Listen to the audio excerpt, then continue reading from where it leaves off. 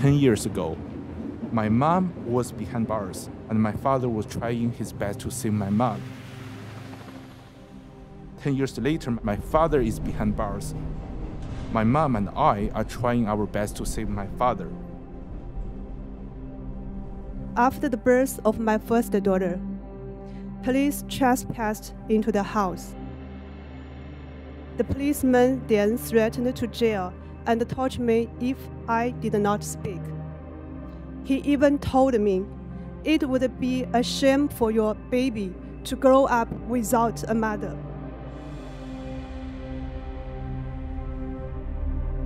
Few events in recent Chinese history have had as profound an impact on the country, and few have met with such a powerful campaign, forcing the entire world to ignore or forget. They say, well, maybe this is not affecting United States citizens. It definitely is. It definitely is. But today, we could be witnessing the unfolding of the most untold story of human resilience of the 21st century. So the big moral question of our time, are we going to seize on this opportunity?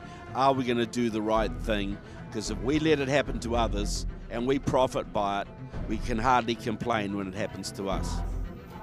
And I think that the creep happens very, very quickly if you let it, because they want us to be more like them, not them to be more like us.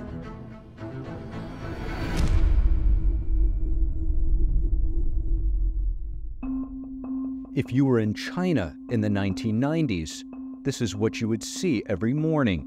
People, lots of people, young and old, men and women, meditating in parks and public squares. They're practicing Falun Gong.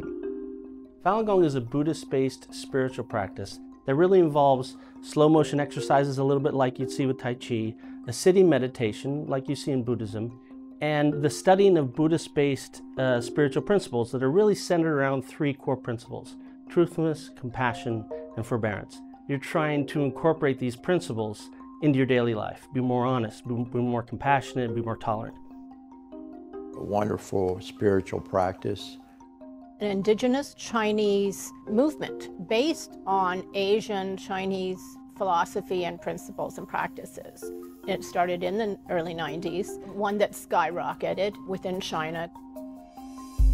It really was somewhat of a renaissance in that after decades of communist rule, where they're trying to stamp out all traditional beliefs, all traditional culture, people who for decades had been told that they have to believe in Marxism, that they have to denounce Confucius and Buddhism and all these sort of traditional Chinese things, were opening up the Falun Gong books and going, wow.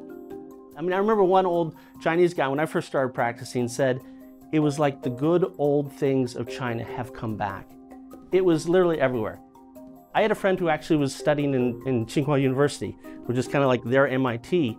On campus, there were at least 3 practice sites every morning. Students, professors doing the exercises, military, academic, farmers, housewives, government, including high-level government officials. So even after just 7 years, 100 million people were practicing Falun Gong throughout China. Things were going great until July 20th, 1999, when the launch of an unprecedented campaign of repression forever changed the fate of tens of millions in the course of China's modern history.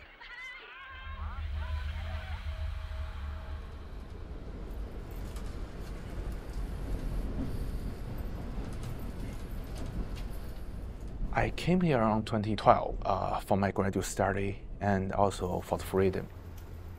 Actually, when I graduated, I got an offer from a Japanese automobile company. I can go to Japan, but my parents said, no, you go to US. You go to US. So they know US is the beacon of the freedom, and that's why I'm here. And I think I'm at the right place.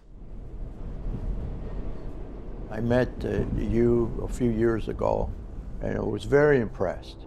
He's indicative of some of these immigrants that have come over, hardworking, value education, and very loyal friends. So, I was devastated when I heard what was going on, and I wasn't going to sit back and take it. Joe's parents are both practitioners of Falun Gong. Actually, my father was in US 2019 December. He is the eldest son in the family, and he thinks it's his responsibility to take care of my grandfather. So he went back to China on 2020. But in the end, my father could not attend my grandfather's funeral. My father was in prison at that time. It's really a big tragedy to my family. Joe's father, De Young-jo, was sentenced to 8 years in a Chinese prison in April 2023 for practicing Falun Gong. This is an innocent gentleman. He's being jailed for 8 years for doing absolutely nothing wrong. Absolutely nothing wrong.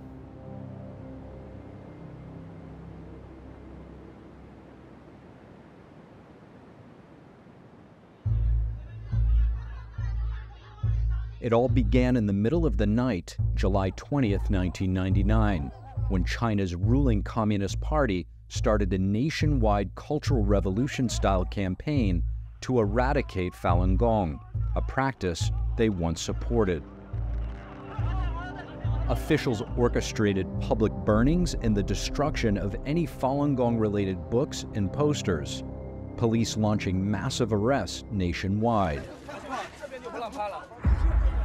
Like instantly people were being pulled out of their beds from, and across the country, being thrown into prison camps and labor camps. That's when my mom was sent to the brainwash center. She was simply delivering flyers on the street, and she was caught by the police officer. The family member cannot pay my mom a visit, so he was in a solitary confinement for more than 40 days. When Jiang Zemin initiated the persecution in 1999, police broke into our home and arrested my dad. Later, my mom was also arrested. After being tortured and abused in detention, my father died following his release from the detention center in 2009. Meanwhile, my mom was arrested repeatedly. Since 1999, she has been arrested 11 times and has spent 10 out of the past 24 years in detention, just because she practiced Falun Gong. There is different level of persecution in China. You have the prison, you can be sentenced to prison for 8 years, and then it's a labor camp. But the labor camp was actually abolished several years ago, but it's very, very common method of persecution like 10 years ago. And then it's brainwashing center. So for the brainwash center, the thing with that is you don't need, the police can just send you to brainwash center without the consentment of the court. Basically, the police can do anything.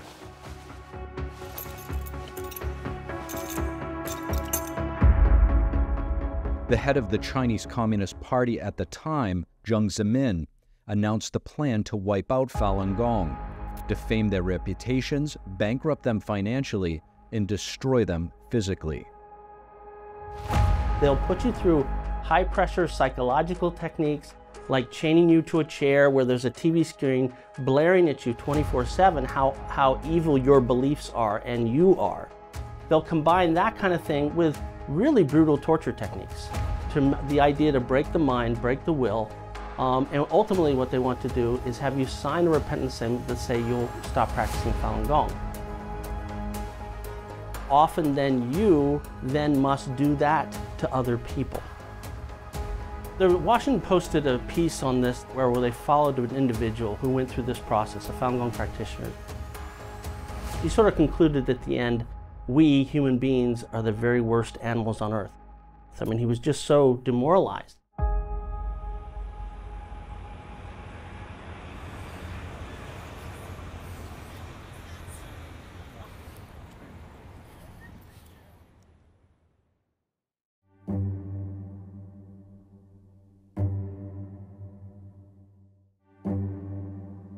Our family remained separate, and in 2017, a year after my mother Aifa was released, we thought this was finally the chance to reunite for my brother's wedding.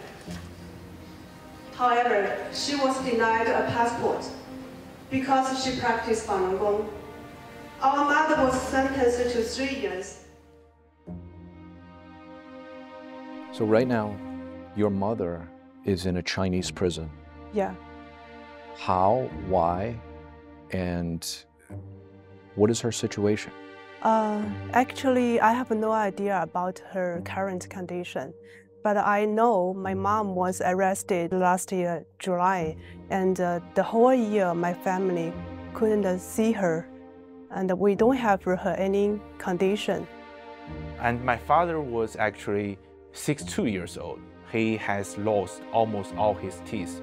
He cannot eat vegetable, he cannot eat meat, he cannot eat basically every food. The only thing he can eat is the Chinese buns, and he dip the buns in the soup and eat the buns. That's the only thing he can eat. So I'm very concerned about his mental and physical health. And he has been in the detention center for 2 years. So this is very outrageous. And his health has declined since being in the detention center, Yes, just to make that clear. Yes, he lose a lot of weight, yeah. This is just an example of what's going on in China. They're abusing their own people. This gentleman, he went back to take care of his father. He could have stayed here in the United States, but he wanted to take care of his father, his ailing father. Did the right thing, the moral thing. And this is the way he's penalized by his country, his government? You know, what are these communists afraid of?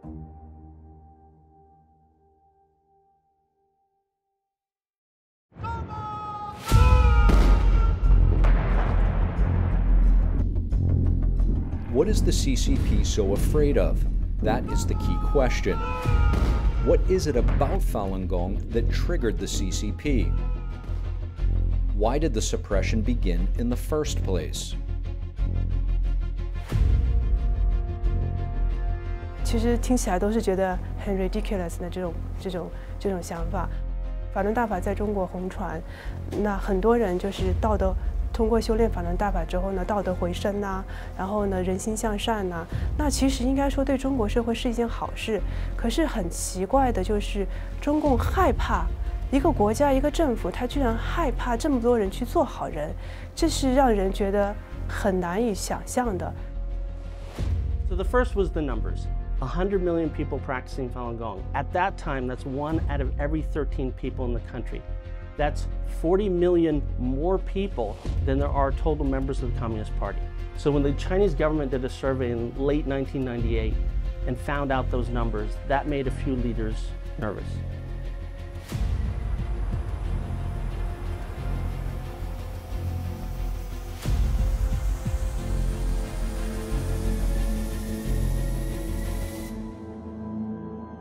My family on my grandmother's side, they are Christian before the CCP took power. So some of the relatives even flee to US before the CCP took power. And after the CCP took power, they have very severe persecution on Christian. Why? Because CCP want to control what people think, want to control people's mind. If someone believes in religion or someone believes in doing good deeds, then it can be a threat to CCP because at some point they will refuse to follow the CCP's order. So that's why CCP started to persecute religion, started to persecute Christian, and then the Buddhism, and now the Falun Gong. So it's a tradition with CCP. But the key issue, the thing that really pushed it over the edge was the top man of the Chinese Communist Party at the time, Jiang Zemin. He was the first leader of China who didn't go through the revolution. He didn't really have any street cred among the other leadership, and he was desperate to build up this sort of cult of personality around himself, much like Mao and other leaders. And right as he's trying to do that, in the 90s, Falun Gong is taking the country by storm. And it was that political motivation, tragically, was what really started the persecution.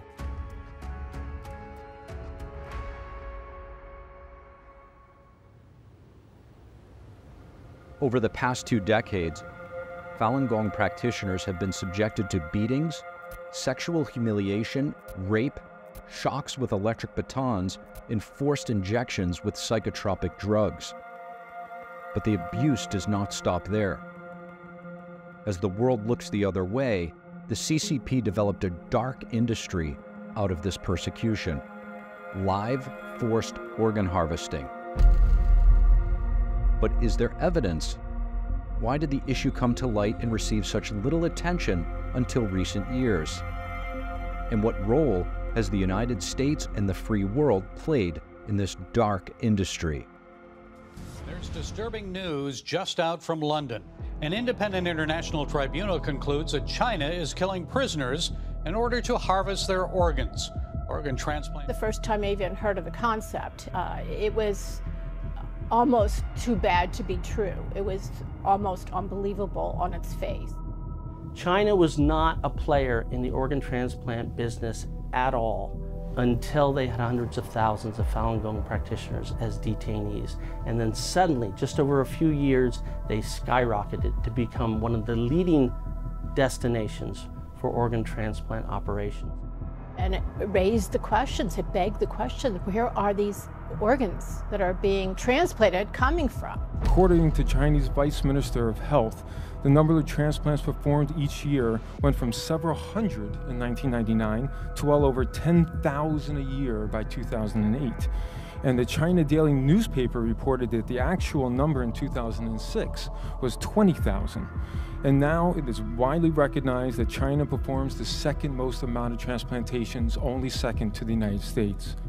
Even more troublesome is evidence that China seemed to have an overabundance of organs and that their medical tourism business was booming. They had hospitals advertising all over the internet that they could guarantee patients organs within the time frame of weeks, and they could even schedule them in advance. To put that in perspective, the United States waiting time for a kidney is over 3 years. We are confident that in just a few years, China will become the #1 organ transplant country in the world. You can connect the dots, and it started to look very, very bad for the CCP, the Chinese Communist Party. Well, how come I rang up? I was offered a liver very quickly from a hospital in China. How is that possible? I don't want to listen and answer the question somebody with some political agendas. I've heard directly from some of my constituents about this, and what's particularly unsettling is that this practice allegedly targets prisoners of conscience, including practitioners of Falun Gong. Family members would be presented with a box of ashes of their loved ones, maybe weeks, months after they were taken away. You had testimony from doctors and other prisoners, guards, that this was happening. 就越这个法轮功的这种提供的说是很好。这个网上都是这样。这边的话就是比如说像那个就是监狱犯人那个练法轮功的这样的犯人活体能够有保证足够吗？对呀，可以啊，你到时候可以直接过来再具体谈，看他能不能帮我找到法轮功活体。你在那里肯定没问题。啊，能找到啊。那我可以跟你说。他们那个拿这个不是轻而易举。I believe that there is evidence of genocide here. I mean, it's terrifying, right? I mean, these people are being disappeared for practicing something that they believe in. They're the right age and the right condition. They're disappearing to provide those organs to other wealthy people in China. Of course, you are a surgeon yourself who's conducted transplant. Yeah, this is really personal to me because I understand the transplant world itself. Basically, China is murdering, and I'll be very clear about that, murdering prisoners of conscience, people who do not believe like the Chinese Communist Party. They're using humans as guinea pigs to supply organs, either for their own domestic supply or to export them. This is an absolute horrific crime. This is a barbaric practice that would make a Middle Ages executioner blush. It shocks me in particular because I am aware that American medical institutions and hospitals are playing a role here. And I have seen lists of 344 organ transplant surgeons who were trained in this country from China, trained by our own medical schools and hospitals, or have been supported. These transplant centers have been supported by our transplant sector in some way, either with joint research or research money or other kind of foundational support. And that continues to this day. They're unspeakable. These things were unspeakable. Yet China's doing it. The Communist Party of China is doing it to their individual citizens with impunity, and we go and shake hands and work business deals. If that hand was being extended to you with the blood on it of someone that just took out somebody's organs, someone that was unwilling to give those organs up and lost their life because of their belief, would you be so willing to extend your hand in friendship or in business partnership or even in diplomatic partnership?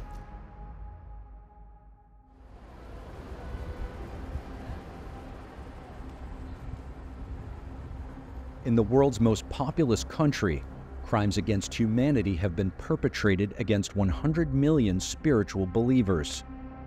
The evidence, overwhelming, but many have not even heard about it. How did we let it happen? Right in front of our eyes. All the while, we grew deeper and deeper into a relationship with Communist China.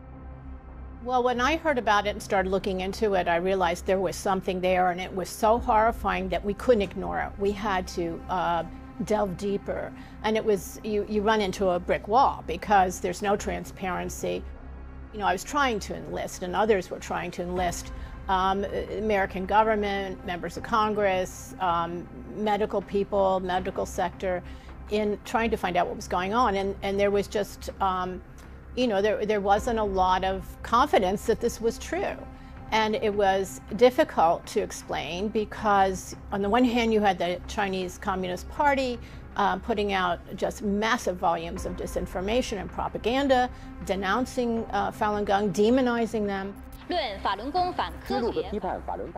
Falun Gong is strictly nonviolent. It has little to no formal organization, no system of membership, no churches or temples, and no fees to learn the practice. Yet under the CCP's smear campaign in China and abroad, it was portrayed as a dangerous cult, all to divert attention away from the CCP's human rights abuses and to influence public perception. They want silence. I mean, any of our government officials will tell you over the last 24 years, if you want to end a meeting with a Chinese official anywhere in the world, just mention Falun Gong, meeting's over. It's the third rail, it's the one thing they won't let you talk about. But it was more than just the cultural barriers blocking the truth. Behind the scenes, bigger changes were underway. At the turn of the century, at the peak of the persecution, the CCP all of a sudden put on a face, embracing capitalism.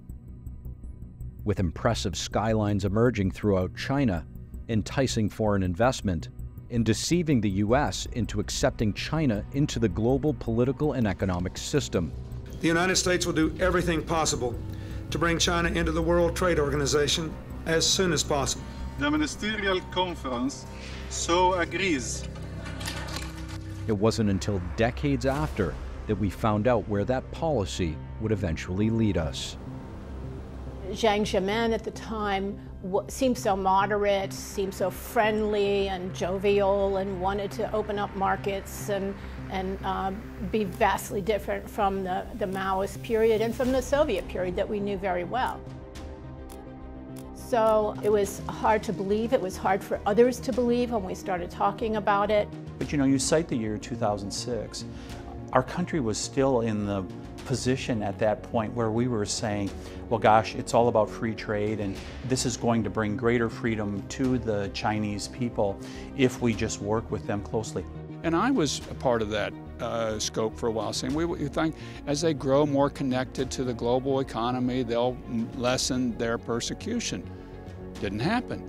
And now you got Xi Jinping, who is a full Maoist, and the persecution level is more intense, and it's more technologically sophisticated of the things that they can do now that they couldn't do back in the Mao era. You find this throughout U.S. history. A lot of times I know what's going on, but I really don't want to hear about it, and I don't want to look at it. That happened really early on about the slave debate. Nazi Germany, we knew what was going on with the Jewish people, and just kind of, look, I'm comfortable here. I really don't want to think about that. 50, 60, 70 years ago said never again. We never want to see this again. And yet much of the world is countenancing it, it is accepting it, is refusing to acknowledge it for profits, for ease of relationships. Unacceptable.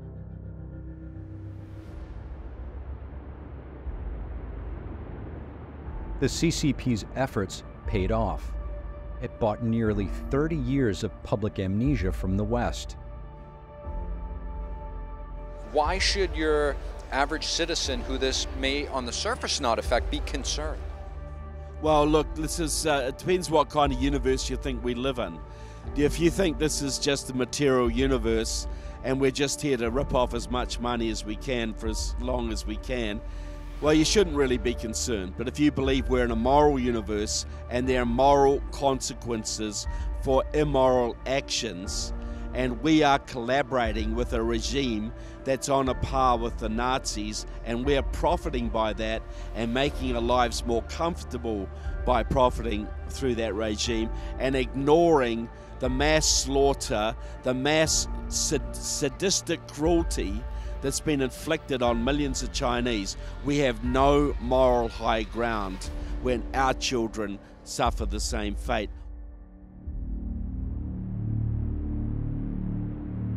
You need to know that what is being done in China to Chinese people of various stripes is certainly in prospect for us if the Chinese can get their hands on us. In fact, it's not an accident. Think about it for a moment. It's not an accident that the Chinese are so set on collecting as much data about Americans, whether it's through TikTok or whether it's through 23andMe or any other of the means that they have available to them. Health data, DNA data, and other personal information, because this can help them target you. So this is not somebody else's problem. This is something, again, that we ignore at our extreme peril.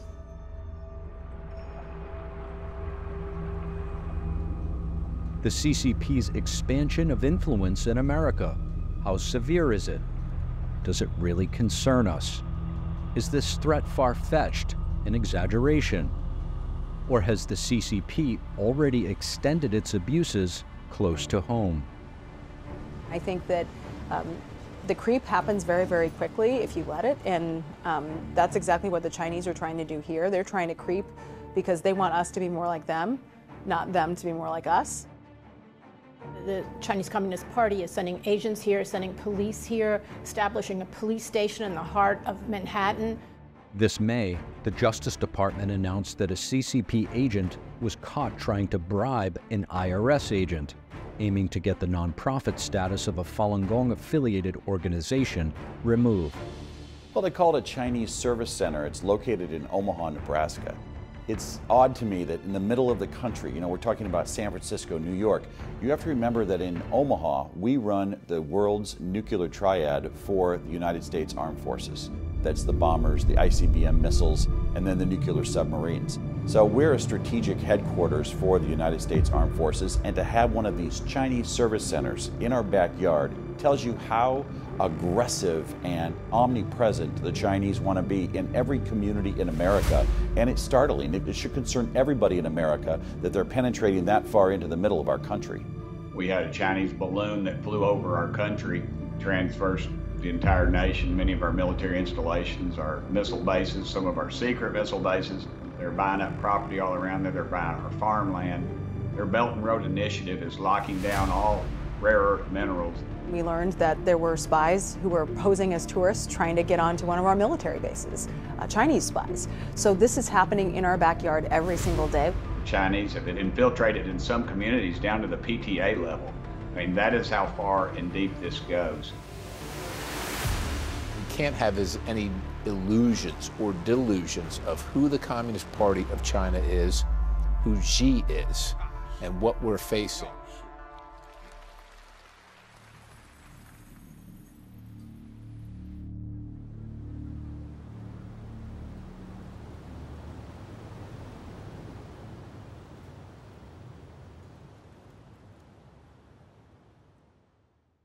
So if I could ask, what does July 20th mean for you? Families are supposed to be together after the persecution started.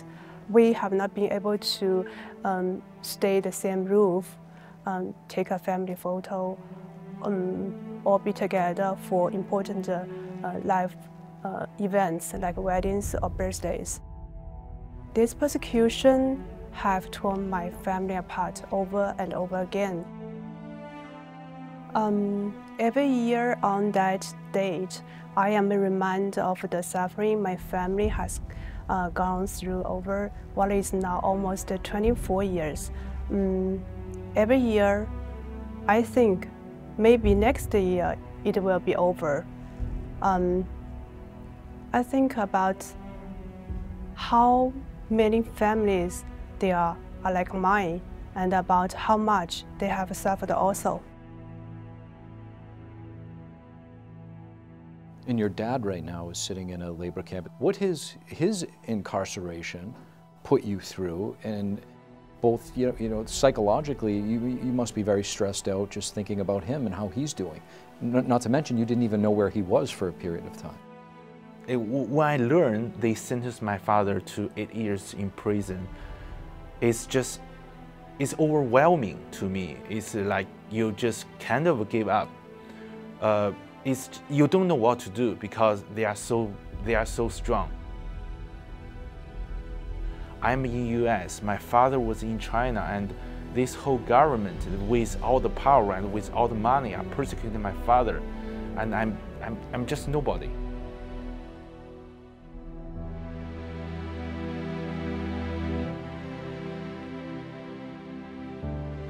It's my mom who put me together. She's a very strong woman. She always knows what to do, even in the darkest time.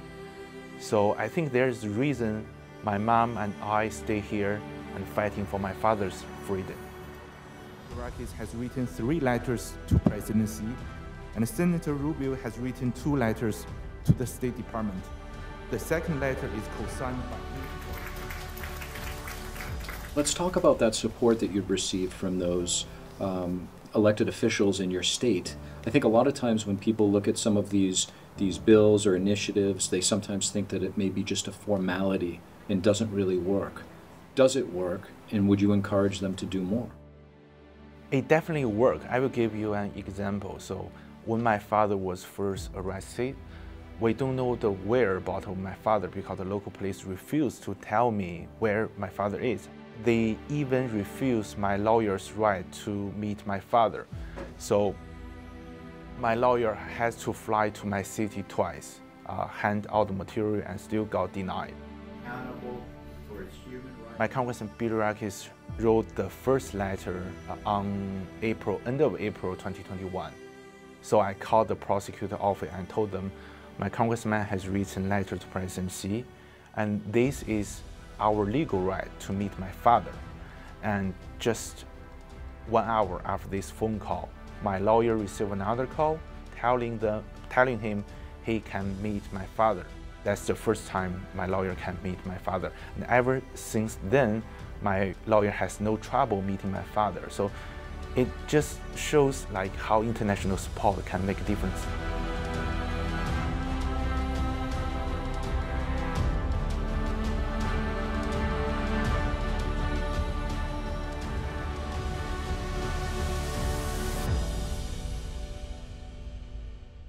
So many officials in China read the tea leaves about what's happening in that country, and they're trying to get out. They're trying to get their kids' passports, they're trying to get their money out, and this is around the country. When we sanction those officials, word of that gets out all over China, and suddenly you get police chiefs, other security apparatus leaders scared that they're the ones that are going to be next sanctioned, that they're not going to be able to get their kids out. So that kind of thing works. It sends reverberations throughout China. The United States has to do everything possible to raise this issue to the consciousness of not only all America, but all of the world. It cannot be left to stand, and there's no one else that can or will take the lead. We have to. And even though there have been some bills, we even passed one earlier this year, it falls way, way short. And we must do every single thing we can. We need to identify every single Chinese Communist Party official that is involved. And look, we can't reach into their country and take them and put them into prison. Goodness and the good Lord knows that we should. But short of that, what we must do is make sure that their life is a living hell for what they've done. And that's what my bill seeks to do. Your bill essentially makes them think twice if they were associated with organ harvesting, which many have, if they come into the United States. Absolutely, because we're going to do something about it. So even if you just drove the person to the clinic, if you had anything to do with it, don't come to America, because we're going to get you. What most people don't know about Falun Gong in China is, for the last 15 years, is the largest civil disobedience movement in the world. That is, tens of millions of Falun Gong people every day are creating an underground media, leaflets, pamphlets about the persecution they face, about the terrible history of the CCP, and usually under cover of night, they're leaving it on doorsteps. And this is happening all over China. Big cities, small villages, and everything in between. And so there's a tremendous groundswell in China to let the people know what the true history of the regime is, what's really happening to Falun Gong, and that's creating a lot of awareness. And I think ultimately that is going to win the day in China. And if it wins the day in China, it could be a tremendous difference for the world. Imagine not having the tyranny of the CCP looming over the world on the international stage.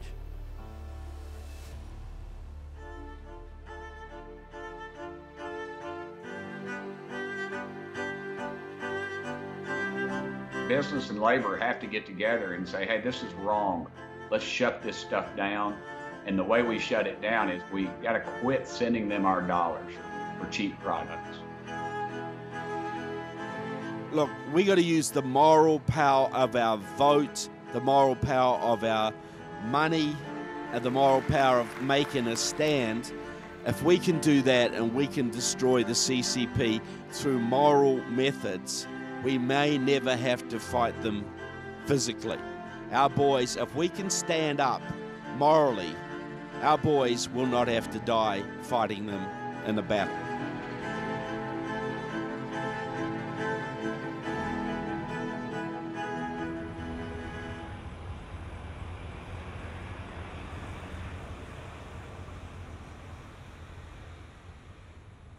What would your message be to the American people? What do you want them to know? Cherish the freedom you have. 2 years ago, my Congressman Billy Rakis, he gave lecture at USF, University of South Florida. So at one lecture, he actually invited me to that lecture to tell my story to American students. So based on my experience, I think many young generation from US, they do not understand what's going on with communism. They do not understand the value of freedom. Freedom is a human right. Everyone in US, they are born with, but freedom can be a privilege in other countries, in other regions. And I think every American should realize that, should cherish their freedom and fight for their freedom, because at some point, someone will come to your home and take the freedom away from you, and you have to be prepared for that.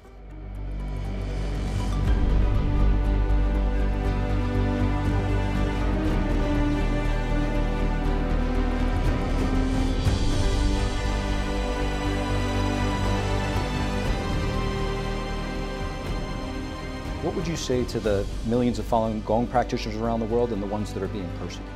We hear you. We know what the Chinese Communist Party is doing. Stay strong. They're resilient people. Keep up the good work. Don't give up your principles, and help is on the way.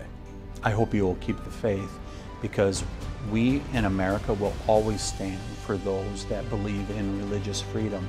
But more importantly, that's simply a human right, and it's recognized by most people around the world. And I hope that they will keep the faith that someday they will be able to be free people out from the yoke of communism.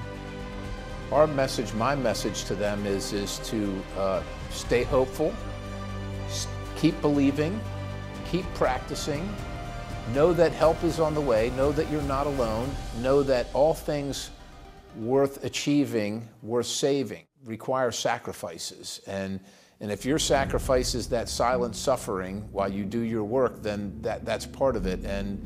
And look, this is the road less traveled, which means that not everybody's on it, but you're on it, and there are people that are on it with you, even from afar. We hear your cries, we hear your pleas, and we're going to do everything. I'm going to do everything I can in my power. I'm not in charge in China, but I have something to say in America, and I'm going to let as many people know so that they're aware of it. And it's hard to be patient. But those who are patient are the ones who almost always succeed. It's the perseverance that is usually victorious. So we will get there. Maybe not today, but we will get there. So hang in there and stand strong and stand for what you believe in, because there are many people around the world that believe in you.